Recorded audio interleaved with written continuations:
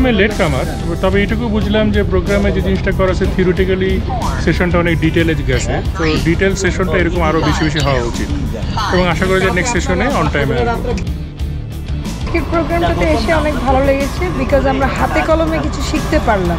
তো হাতে কলমে শিখতে পারাটা অনেক জরুরি আমার কাছে মনে হচ্ছে অ্যামেচার রেডিও সোসাইটির জন্য।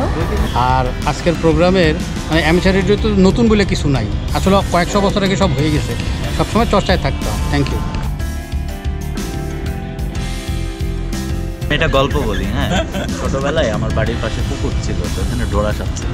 হ্যাঁ, ডোরা সাপের সমস্যা হচ্ছে অন্য সব সাপ কিন্তু আপনি দূরত্ব মেনটেন করলে ওর মতো থাকবে, আপনি আপনার মতো। ডোরা সাপেরও তো কাজ কাম নাই, ওর না আছে বিষ না আছে কিছু, দেখতে কিন্তু ভয়ঙ্কর। ও আয়সা ফস করবে, আপনার পা জড়ায় ধরবে, খুব বিরক্তিকর পুকুরে গোসল করা ভাই। তারপর থেকে ছোটবেলায় পুকুরে গোসল করতে কষ্ট হইতো এই ডোরা সাপের জন্য। এটাই হচ্ছে আমার গল্প।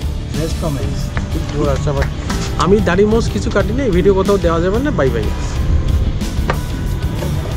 ভাই, আমি মাইক্রোফোন কোম্পানির থেকে আসছি, অনুষ্ঠান শেষ হয়ে গেলে মাইক্রোফোন নিয়ে বাসায় যাবো। খুব ভালো লেগেছে আজকের প্রোগ্রাম, আশা করি সামনে এরকম ভালো ভালো প্রোগ্রাম হবে। ধন্যবাদ। আসলে আমি হচ্ছে এই প্রোগ্রামের মোস্ট ওয়ান্টেড অপরাধী। বলো, আমি 40 দিন বাসার বাইরে থাকবো। প্রথম এআরএসবি জিপি অ্যান্টেনা ওয়ার্কশপ শুরু হলো।